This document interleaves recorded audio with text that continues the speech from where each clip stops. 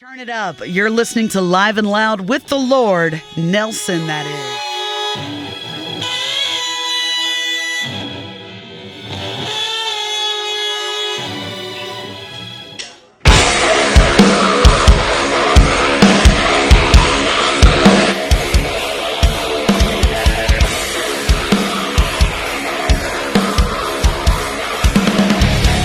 It's the end of the world!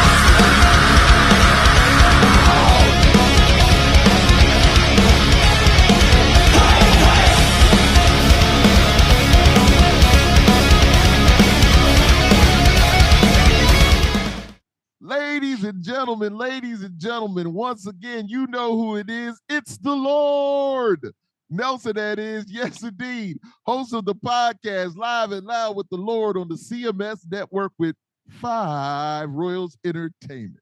And ladies and gentlemen, we have another special guest, another great band. Well, this individual is representing for the band, and he's going to speak for the band. He's the mouthpiece of the band. I don't think they see you yet because I got it on that when you talk, it's going to be you. So, but it's all love, and we're going to do what we do. And so I'd like to just speak a little bit about you guys before I let you come on. So let me get my speak on. Ladies and gentlemen, the blessings keep coming to me abundantly. My next guests are a metalcore band from Reno, Nevada, home of the famous Bunny Ranch, now permanently closed. Just a side note, this amazing band is out here putting in that work and making it happen. They're out here feeding your minds and bodies with incredible music, and they've just released a new dope single, Dystopia.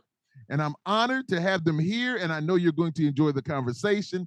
I now welcome to the Live and Loud with the Lord podcast, I'm going to say Nate from Preacher. Thanks for having me, Lord. Come on, man. I appreciate it, man. No. Thank you. And of course, thanks Shauna. Shauna, thank you so much, man. Oh, yeah. No, she is the absolute best, man. I love her to death, and I love working for her and with her, you know? Yes, indeed, my brother. Okay, so please introduce yourself, sir. Well, I'm Nate Garrison. I play in a band called Preacher from Reno, Nevada. And you're not wrong. We have been working incredibly hard to get in front of everybody. Seems like. So, what is the best thing about being from Reno? That it's still a 24-hour town, so you got like big city vibes with not that as many people that are in the big city. You know what I mean? Right. You still got some like kind of everybody knows everybody kind of thing. So It's kind of nice. So when you walk into a place, you got like, oh, I don't know what the hell's going on. But most of the time someone's like, oh, hey, how you doing? You're like, cool, So it's definitely friendly, compared to most places I've been. So. Well, thinking about, Reno, Nevada, and then I'm, thinking Las Vegas. And I was just like, how close is Reno to Vegas? And then when I was doing my research, I went out there and I was just like, God, dog, is it 7 hours? I don't know why. I don't know what I was like. Are you there every weekend? Absolutely not. You know what's closer to me is San Francisco. Really? Yeah. It is. Yeah, it's 3 hours west. Wow, man, that's crazy, man. That is crazy. Well, once again, you learn everything, even though, here we are from the United States and you still don't know everything. So it's just like, hey, I get it. Trust me. More times than you know. Yeah, so please describe the music scene in Reno. Music scene in Reno is interesting. Like, to say the least, it's like I can't even believe like the mountains that we're moving as far as like a local band goes, Mm-hmm. And then we have a lot of amazing friends that play in like incredible bands that are like nationally known, but like they just live here, but they fly out and go play like these massive festivals and things like that. So It's kind of a weird melting pot at the moment, So, I mean, we've kind of been gone for like a while now, which is crazy to think that our first show back home, it's been like 8 months since we've played Reno. Wow. So we're excited, but we're like, man, what have we been doing? And then we start looking back at everything. We're like, oh man, we have been gone. Wow. So, but it's pretty cool. It's unique and it's fun, so no one's afraid to really try things out here. And I like that. Yeah, that's awesome. So I feel like you guys are into multiple genres of music. Do you think that this appreciation for other genres has helped in creating that dope preacher sound and vibe? 100%. Like to classify us as just metalheads and stuff like that would be hard pill to swallow when you find out what we really listen to on the day to day. I feel you because there. like I grew up in a house where it was just like soul, rap music, hip hop, R&B. Like as far as like Earth, Wind, and Fire was like a big influence growing up, and then like we had the Hispanic side where we had a ton of Latin beats going on and everything in the background. So how I ended up like a metalhead, like even my whole family was like, I just don't get it, And I was like, I don't got a good voice to sing R&B, or else I'd be doing it, So, but everybody else kind of comes from the same background. Like our parents were really good in instilling us and learning where we came from as far as music goes. So, right. And I could say that for everybody's parents, like they all listened to records back in the day, and they would have it bumping when we were kids, and everybody in the band will tell you it's like the same thing, but they'll pick out an old classic where like, you guys listen to that? I'm like, we sure do. We bump it all the time. So you get on our tour bus, you just go through like a whirlwind of nostalgia, as far as what music you're listening to. And they're like, wow, not a single metal breakdown is going on right now. And we're like, play the jams, play some Journey, like play something, with good stuff, This dude, right? Hey, look, man. Woo, wait, man. You listen, you just talk. Hey, I love it because that's how I grew up also. And, just a lot of the different cultures. And I'm a military kid, so I learned so much from so many. Yeah, you are also? Yeah, I am. So Air Force, Navy, Army, what was it? Army and Navy. Yeah, Army. And then all my brothers are Marines because they're crazy. Really? It's awesome, man. Look, listen. We're right there together, man. I love that, man. I'm telling you, that was great to me right there. Yes, indeed. Yeah. So what is it about the genre of metalcore, though, that speaks to you more than other genres? I think the passion that comes out when we play it is why I think what distincts us when we're playing live. Because you generally see the connection to the music versus us just trying to write something that sounds cool to make you guys move in an audience, When people start vibing with us, you can feel it. Like our energy just grows even more because we're already feeling it with our hearts, Yeah. So I think it kind of chose us in a way. We didn't really pick it. It picked us, because it was the one thing that was just making our lifeblood just bump. And we were like, hell yeah, So like I said, it may not be the thing that we listen to the most, but when we play it, we feel that fire that everybody yearns to have inside them just be released, and it just comes out tenfold. So oh, man, that's awesome, man. Most definitely, man. So I'd like to say that I'm impressed by your promotional skills. Great visual content. Yeah, great visual content. And when you speak with an amazingly thankful and grateful spirit. That's you, man, no doubt. Seriously. So when did it hit you that your content, especially on social media, really matters? Oh, see, that was something that was forced upon us. So I want to let you know this right now. I didn't get a Facebook until the pandemic. You know what I mean? I've never had one. I never had a MySpace or anything growing up. So like I never did those type of things. And then when we started getting deeper and deeper into the band stuff, everyone's like, Nate, everyone's got to see what your face looks like.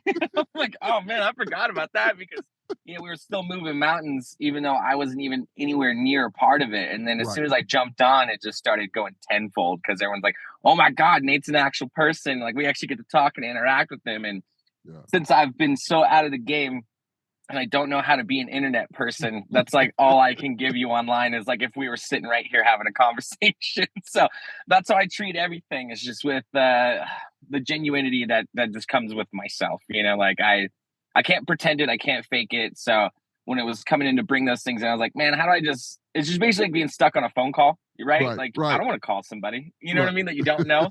So I'm like, how can I make this a little more pleasurable for somebody on the other side that has to watch this, Well, that's awesome. And it leads right into my next question. You really kind of answered it already. So I'm like this, and I'm just being as honest as I could be, just being who I am. So peeping your pages and what you're doing, I felt super comfortable and welcomed, like I was family. So that's how you made me feel listening to what you're talking about. Yeah. That's exactly how we are in person. And so I was like, you do seem genuine and authentic. Is the great media? So I'm like, is this great media training or the real deal? And the answer is, of course, it's the real deal.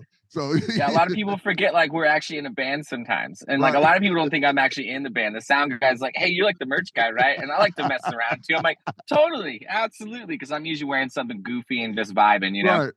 And then I get on stage and we just tear it up, and everyone's like, "Yo, you got to give me some heads up, bro. You can't just be like dogging people like that, man. Like, we all got to know exactly who you are." And I was like, "Okay, well, my bad. I was just joking around, So Indeed, made a lot of cool friends that way. They were just like, "Hey, the sound guy, they keep coming to grab me." I'm like, "Huh?"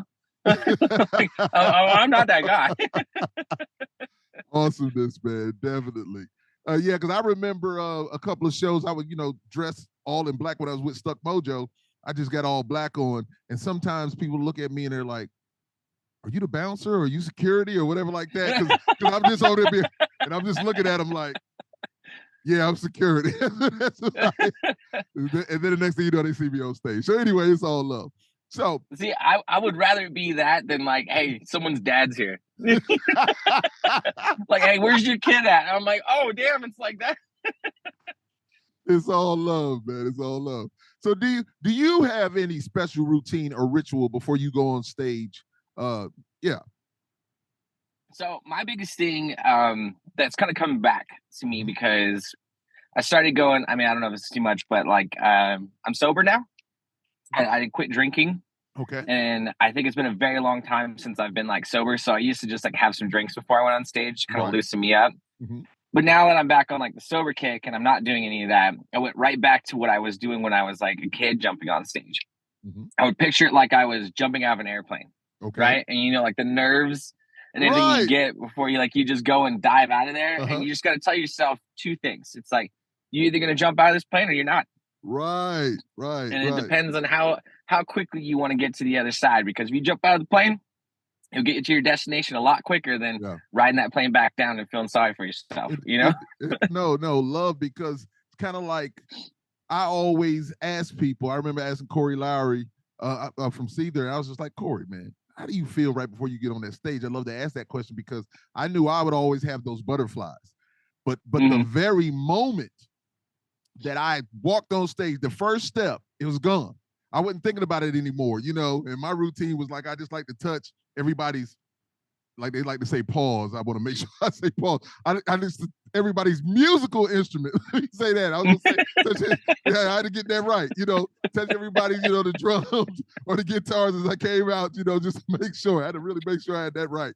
So, but it's all love though, man. So are you in full preacher mode before you get on stage, or does it happen right when you walk on?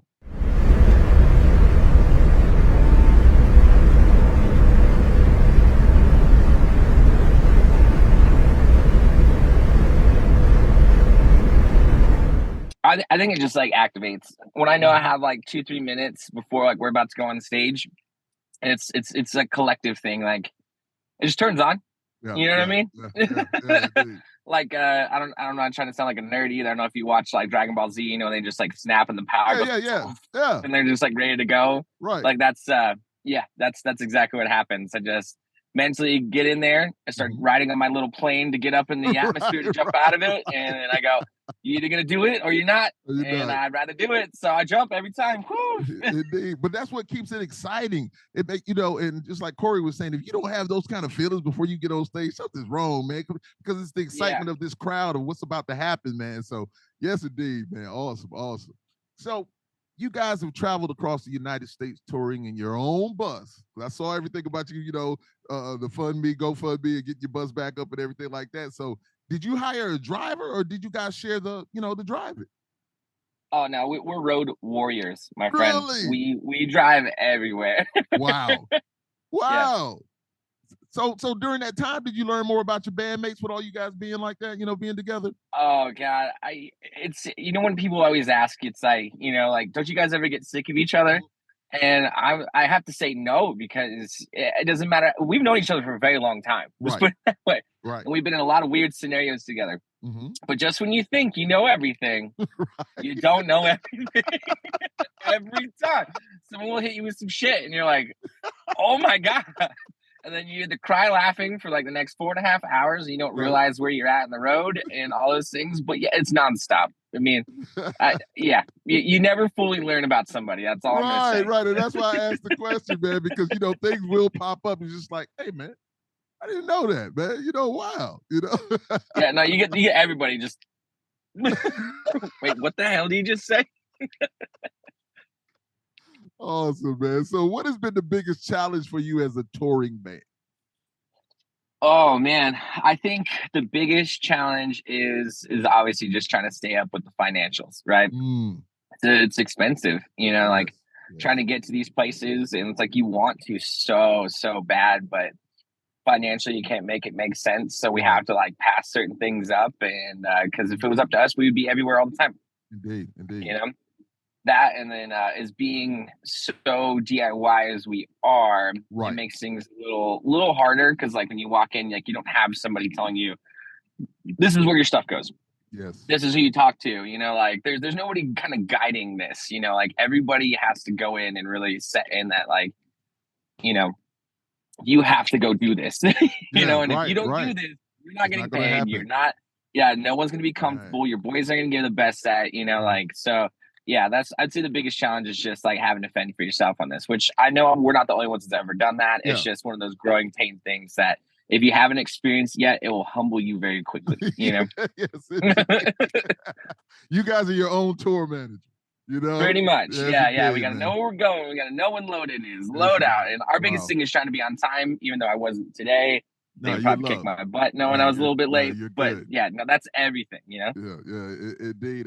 I just remember, being with Stuck Mojo and what we were doing and how we had a tour manager and everything was love and beautiful. And then we got with Volbeat and we just saw a whole different level of. It was just like, God damn, is that that's the real deal right there. That's what really, load in and load out, we touched nothing. You know, we just pulled up to the venue and then they had 5,000 roadies at the venues we were playing because we were playing bigger venues. But it was an amazing Yeah. tour, man. Anyway, man, it was amazing. It was amazing. I think those See, guys. the trick is to operate like that, Uh-huh. even at a DIY level. You Like, got the if I could say anything to any bands that are watching this, it's like, dude, get your shit on stage when they tell you to, and get that shit off the fucking stage as early as you can. Okay, right. don't worry about breaking shit down. Just get it off the fucking stage. Yes, indeed. Yes, indeed.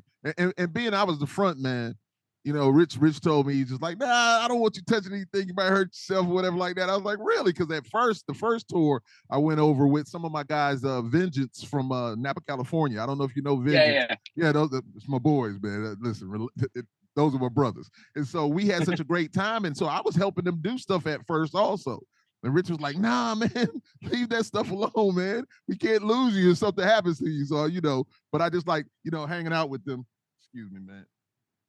I just like hanging out with them and doing what we were doing. But as you said, we would get in there and get things on, put it in, load in and load out. But I was always going, to take a shower right after the show, front man, I have to really so I go handle my business. So anyway, the Blue Ridge Rock Fest, what was that experience like for you?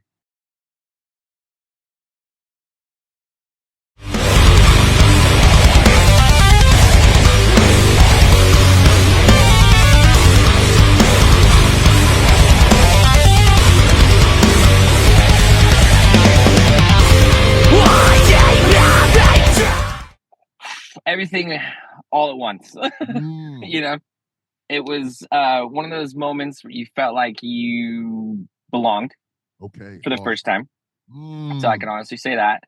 And then Yeah, it was very humbling to know that we were in the right direction as far right. as like how we ran our camp, how we treated the people around us, and everything like that. Because I wouldn't say I didn't run into a lot of like assholes. Like I Mm, think it's the bands like that I've met in the past that like really like kind of like left a bad taste in my mouth. mm-hmm. But like this was from like colossal bands all the way down to people you've never even heard of before, Right. and everybody was just so nice. Oh, And that's that was like awesome. the Yeah, coolest thing. And I've never really seen that happen before. And I mean that in the nicest way possible, but mm-hmm. there are egos in music. Right. So for everybody to kind of like, share the same, like, cause we were all stuck, in a certain area, Mm-hmm. and like we all had to use the same bathrooms. We all had the Yes. same areas to hang out in. Yes. So, and you could really see the love, like kind of just pass through. It didn't matter if you were, the biggest star in the world or not, like everybody was welcoming to talk to you or hang out and stuff like that. So it was just the most unique experience I can think of, outside of anything I've ever done. Now I know there's probably more things that we'll be doing this year, so I'll let you know if it's even better. No, no, But got you. as right now, for our first debut festival to be like one of the number 2 in the world, like it was it was a trip for sure. No, that's awesome, man. And like my brother's Relentless from Vengeance, he and John Winters, LB, they always say, and I love to use the term, and I use it a lot now because it means something to me. We just want more good human beings, man. We just want people just to be better. You know, everybody doesn't have to be an asshole, man. It's just, and I haven't met a lot of assholes, you know, during my time because I'm going to be me regardless. And I'm not usually going to let people just get to me like that or fuck with my spirit. I'm just not going to do it. So, you know, I just move away from the clown show. You know, to me, it's a big television show, and I can turn it off when I'm ready to. You know, so nah, man, I feel you with that. I'm glad that experience was great for you there, man. Definitely. So yeah, it was awesome because like from top to bottom, like everybody was kind of more blown away with us because like we were grabbing extra waters, extra beers, or even food with us, and we were like dropping it off to like security guards as we were walking through backstages and everything like that. And have the band's like, "What are you doing?" And we're like, "Dude, it's fucking hot out here." You know, like, old boy's been standing there for fucking 6 hours. You know, you don't think he wants a water, or some shit? Maybe he wants a beer. I don't know. I was like, "Hey, don't tell him I gave it to you." You know, but like, we were hooking everybody up, man. Like, and everyone's just like, "Damn, like this is how you treat your staff." I'm like, "This is how we treat everybody." You know, like. And you can see how much like people were gravitating towards us. Certain people were getting stopped at certain doors. We went everywhere we wanted to because everyone was just like, "Oh, those are our boys." So I'm like, "Hey, what do you want for today, bro? We're gonna grab some catering. Are you hungry, dude? I got you." You know, like they're just that's how you treat them, man. Because it's like, damn, bro, they're working just as hard as you are, if not harder. Man. You know, of course, man. I love that. I love that about you, my brother. No doubt. So, do you guys like performing at bigger venues or more intimate ones? Both. We just like to perform. You know, it doesn't matter, man. Like, I'll tell you this one time because when we were on our way out to Blue Ridge, we got a show. I mean, because everything we book is DIY still. We don't have an agent or anything yet. We're on the market. So we booked this, and this girl took a total like risk on us and brought us out to Oklahoma City, which is rad as hell. And we're at this venue, and like there was literally like 2 or 3 people inside the venue. Right. And then they were cool and gracious enough. They were like, they just gave us the money because like, I don't know, they're like, we're kind of embarrassed, you know, no one showed up. And we're like, oh, we don't give a shit. Right. And they're like, well, you guys can just go ahead and drive to the next town. I was like, fuck that. And we all started unloading our gear. We just like set up in that place. And we played like the longest set we could. You know?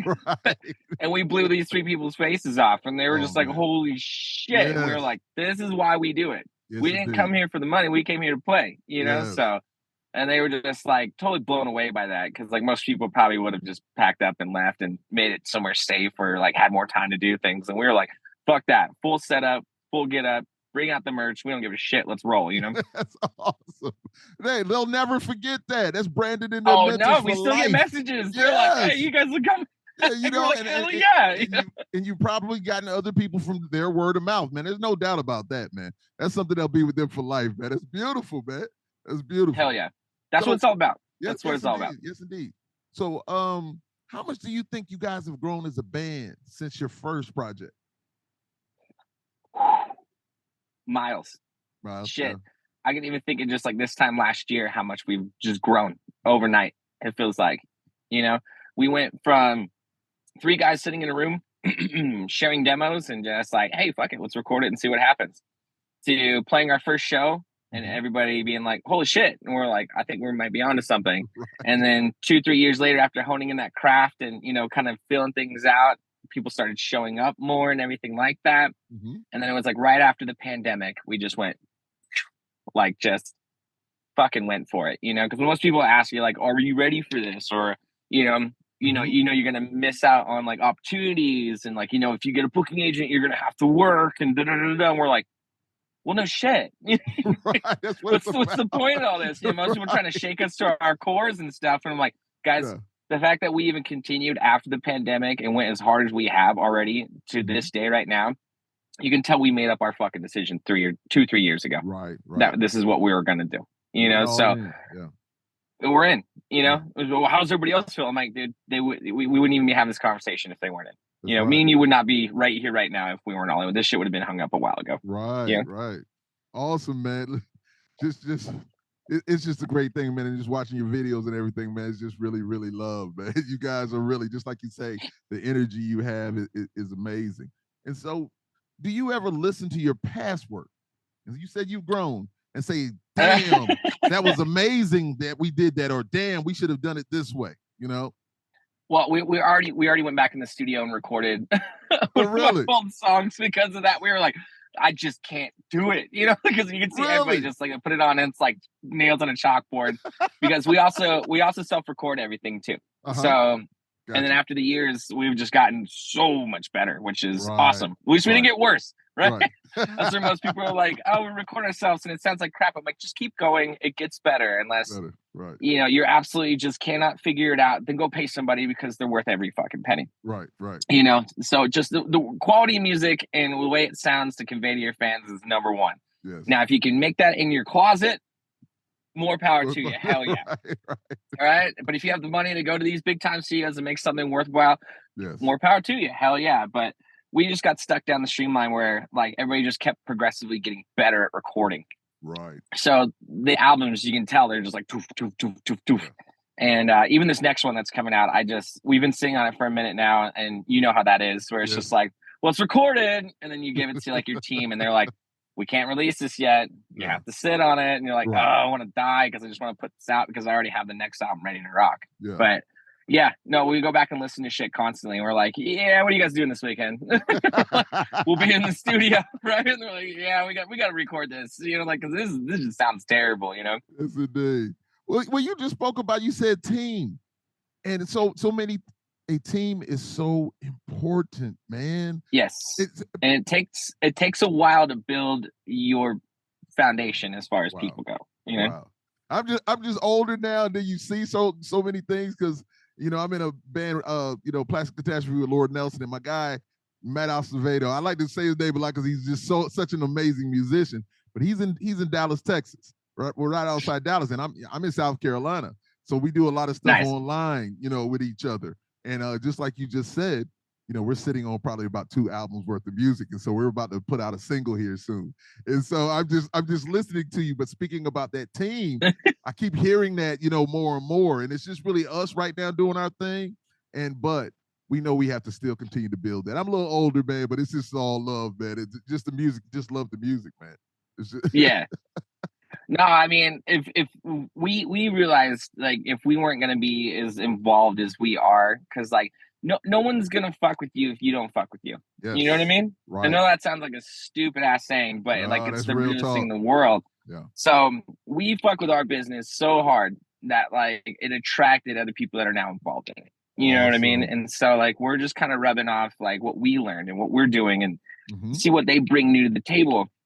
Now, mind you, no one's doing this for money right now. So, you know, this is all on faith, you know. Yes. So, like, when we say our team and, like, how well we treat them, they believe in the dream just as much as we do. So, I mean, what do you say to that? You know what I mean? Like, other than just, you got to have nothing but love and passion for these people that want to see you succeed and will give you their time and energy to do so. It's next level shit. That's all I can say. Because, like, usually when you get assigned to labels and shit like that, that's when you get assigned these type of people. But you know, something special, I guess, is happening to where, like, we're building all of that ourselves. And when it comes down to sitting down across this, like, the table from a label, we're gonna be like, well, what the hell do we need from you? Right. Other than money to, like, you know, boost the budgets and those type of things. And that's where shit gets weird when you sit down and negotiate like that. Because, like, we're at the point where we're almost reaching where we don't really need it. You know? Yeah. Well, you know, the thing is that when you have done done your due diligence and handled your business properly, when you go to that table, then you have bargaining power. Then you can say, like, hey, I'm just not going to take this because I'm doing this. So let's negotiate something. Really, what do they always say? It's all about what you negotiate. Indeed. Yeah. So you guys are handling your business, man. And so beautiful things are should definitely be coming soon, man. No doubt about it. So, hey, man, so let's dive into the music. Let's do it. We have your self-titled album, Preacher, correct? If I'm not mistaken, was that the first one, Preacher? And then we have it was the first one, yeah. Then Deadline and Dream State. Yes. So it's those 3, correct? And of course, correct. The EP Blur is soon to come. So that is correct. From the other albums, can we expect more of the same formula on Blur from the other albums, for the other 3? Well, I mean, the formula of Preacher is do whatever the fuck we want. So, yes. Yes, indeed. Awesome. You're going to Awesome. get that tenfold. Love it. So please educate us on the meaning of blur. What is that? Well, we actually Blur. Okay, so this is what happened, right? So we launched Dream State last year, which I can't believe it's only been a year, which is wild to me. I'm sorry, like so much has changed since we dropped that album. Right. Because I remember distinctly our drummer Alan just looking me dead in the face. He's like, "Man, I really just don't want this shit to do nothing." And I don't know what it was. It's just like a spark just went in everybody, and then we're like, "Well, then it won't." Right. And we're like, instead of doing like your same orthodox shit, like with like local bands and stuff like that, we're like, we're gonna have an album release show and have all these incredible bands come out. We're all, fuck that. We're not gonna even release it in town. Like, let's just go start calling in the favors of everybody that we've booked in the past, and let's just go on the road. Right. So we did, and then we basically booked out like 6 months like that, and we were like, holy fuck, like so we were like, we just went for it, and we did all those things, and we came back, and we had the opportunity to go back out for the summer. But then by then we kind of got picked up by a good management thing that we got going on right now. Right. And this was before like they put a name to it and everything. Like there's just like dudes in a room like gonna throw some cash in, figure this shit out. It was an opportunity to go, hey, do we want to just go right back into the studio, or do we want to go back and keep touring on Dream State? And we thought it was smart to just go ahead and knock out another record just in case, because we don't know what's at the other end of the tunnel in this, because we're still going to play for the rest of the year. And say our label does approach us or something like that. We didn't have shit to give them at the time, Right. Got you. So we wrote and recorded the entire album in 4 weeks. Oh, awesome, man. Oh, you guys put in the work. The whole thing. Yeah. So when we say fucking Blur, it was a fucking blur. Awesome. To make everything that you can listen on that, and how good it came out. So this was the first time I've ever showed up in the studio with just shit written and was going directly into a microphone. Wow. And that made the record. Yes. I didn't demo. I didn't get to take it home. I didn't get to go back and redo anything. So everything you hear in fucking Blur is what I wrote in a notebook and had everybody stand in my sessions. Awesome. And we just fucking rocked it. We just went out and everybody just stayed each other like, oh shit, yeah. And I was just like, you guys don't want me to take this home? You want me to do another? We're like, nah, leave it. We got other shit to do. We only got like 4 more days to finish this shit. Right. Like, oh fuck. No, I feel you there, man. Listen, that's great, because I picture everything, but I always tell people that I'm so visual, so I'm looking at all that, and then just like you said, it makes sense. It was a blur, Yeah. And I like to be prepared before I hit that studio. Also, I like to be prepared to write and do my thing, man. I really do, man. So let's listen to Nate, man. Nate is that guy, man. Loving this, man. Loving this. So you just released the amazing single "Dystopia." Am I saying that right? Yeah. Dystopia. I'm pretty good at that, but yeah, Dystopia, and it's definitely a banger, man.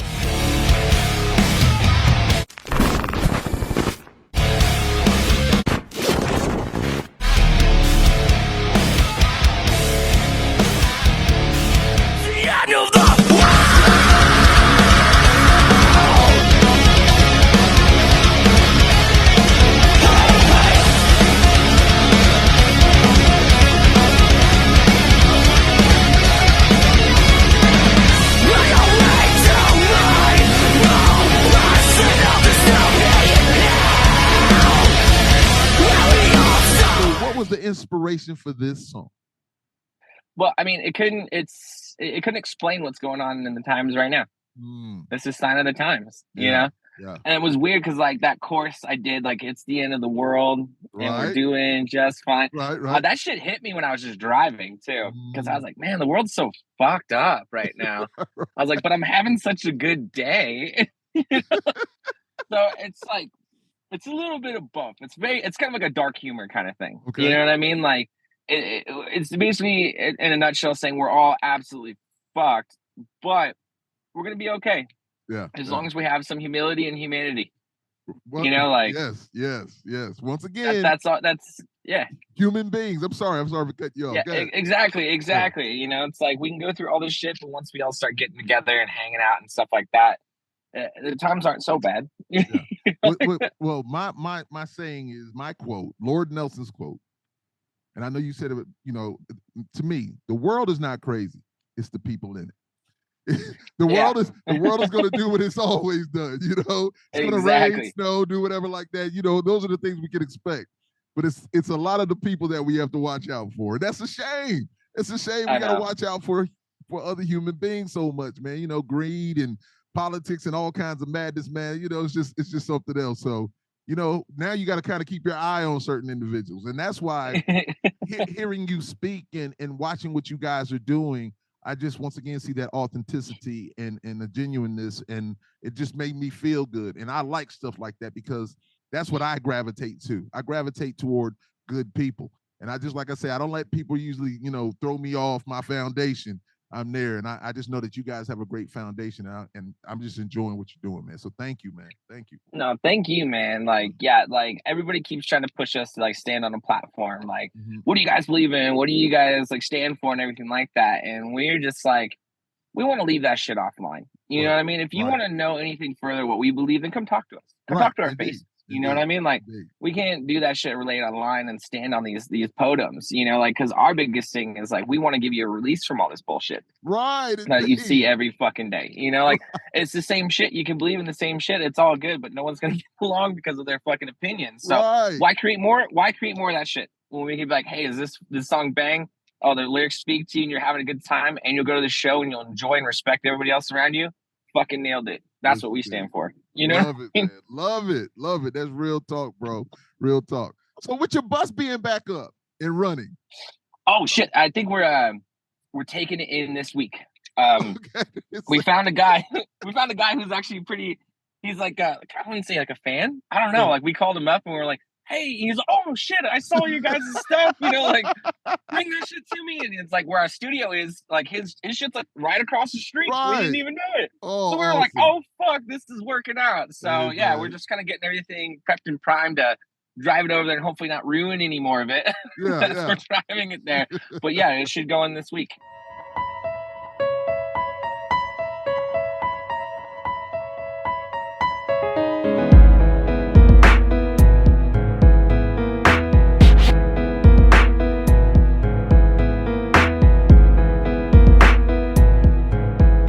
As soon as that's done, I mean, you'll see hella videos of us being excited. I love that fucking bus, you know? Listen, man, you guys, once again, to see you guys doing it like that and handling your business. And I had a conversation yesterday with a band called Violent Life, Violent Death, and I told them I was going to be speaking to you today. And you guys probably need to hook up sometime to get on, maybe tour together, because they're amazing also. You guys are kind of in line with what you do. And hell yeah, they are great. And I told them that I would, you know, speak to you about it and let you know. But just great dudes, man. Just amazing, just like you guys. And they are out there doing their thing. So, where was I going with that? That's what I was going to say. And I'm going to move on. I'm older now, man. So forgive me, man. So let me ask you this question: where is your biggest fan base? Biggest fan base? I don't know.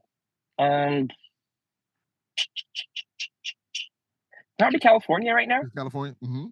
Yeah, I'd have to say so. Yeah. I think it's because we're just out there a lot. Right. Indeed, you know, indeed. And there's other people I see like driving across like LA and all this type of stuff to come see us and wearing shirts that I haven't seen printed in a while. I'm like, oh shit, yeah. You know, like, so that's some dedication right there. You know, like I respect the shit out of that. You know, I think we just won over like Vegas for the first time. Last time we were there's a lot of people and we had just the time of our lives. So, and I think Utah's a big one for us. They're always like, get your ass out here. And we're like, we're trying, bro.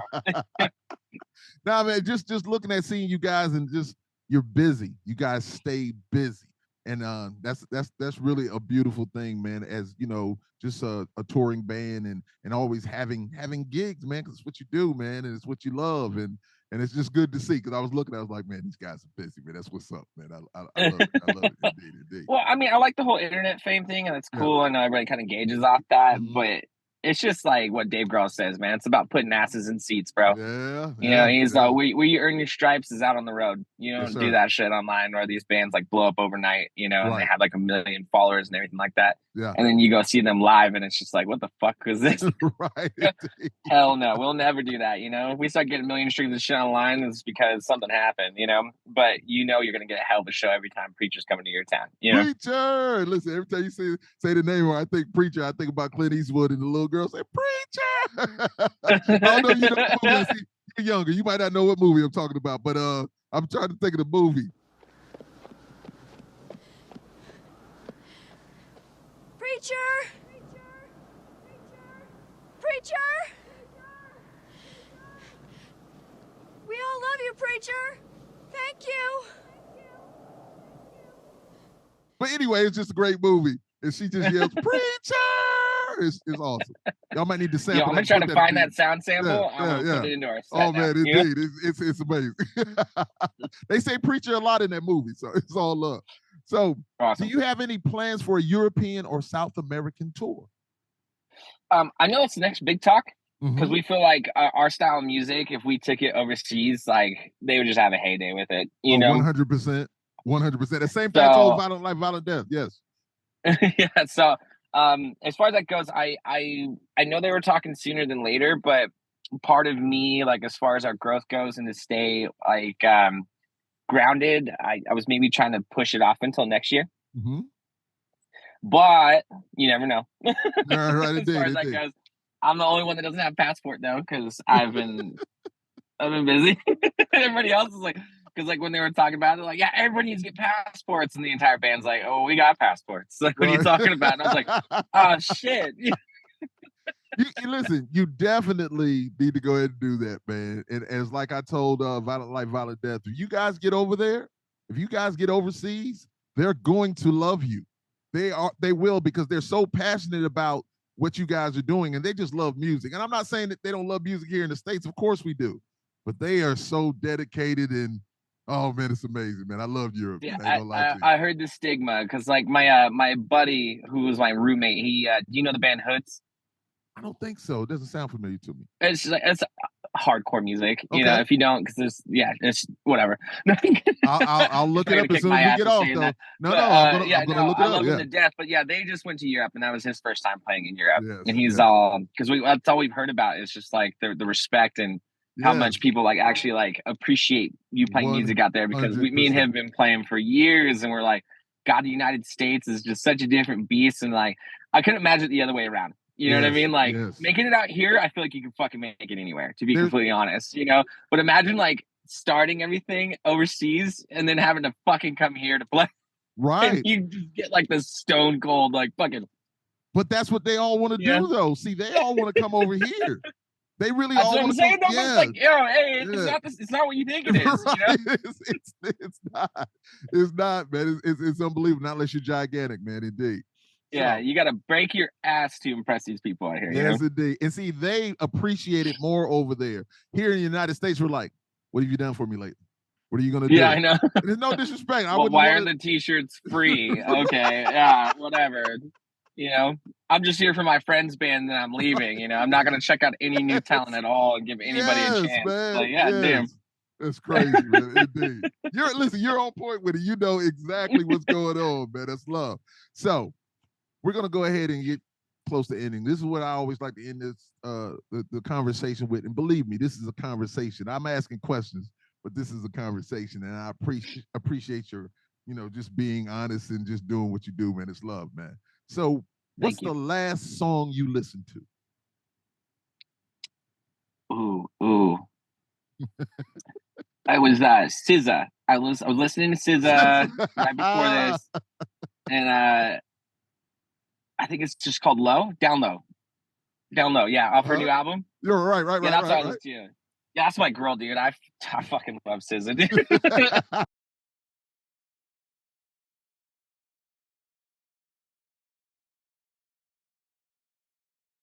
That woman can sing to me all day long, bro. Man. Like she's one of my favorite artists for sure. Indeed. Well, my brother, once again, it's been love. This has been great. I hope I haven't kept you too long. Thank you I know you're for busy. having me, man. No, I appreciate you tons. No. And if we end up in South Carolina, we got to hang out, man. Hey, That'd man, be awesome. Listen, no doubt, man. We're going to stay in touch, man. And this platform, whenever you guys want to come back, whenever you're going to release or do whatever, if you just want to come and just talk about whatever, just hit me up, man. I got you, man. It's all love, man. I've enjoyed. Yeah, we might be closer sooner than you think. Hey, you know? Hey, man. Well, I enjoyed this so much. So if you wouldn't mind, please give everybody, your social media contact and info. Well, absolutely. Just to negate, like, just listing everything, just go to www.preachernv.com, and you can find literally anything from merchandise, which we run ourselves now. Right. And then all of our social sites are on there. All of our music is on there, where you can find us. Subscribe to our mailing list so we can keep up to date with you guys all day long. Man, this guy right here. Hey, listen, I love it. It's DIY, man. But it's on point. You guys are really handling your business. I've said that a few times, but I really mean it, man. And I salute you, man. Definitely awesome, man. Yes, indeed. Well, great conversation, man. And I really appreciate you, bro. Hell yeah. Let me know if you want me to come back again any day of the week. Or even just want to call me on the phone. I'll say what's up. Hey, no doubt, man. I appreciate that. So, ladies and gentlemen, once again, you know who it is. It's the big guy. Yes, indeed, with the big show. Yours truly, the Lord. Nelson, that is, on the podcast Live and Loud with the Lord on the CMS Network with 5 Royals Entertainment with the amazing Nate from Preacher. Hey, thank you, bro. I really appreciate it, man. No, thank you again, man. Appreciate you. Love your show. Yes, indeed. Great conversation. Peace. They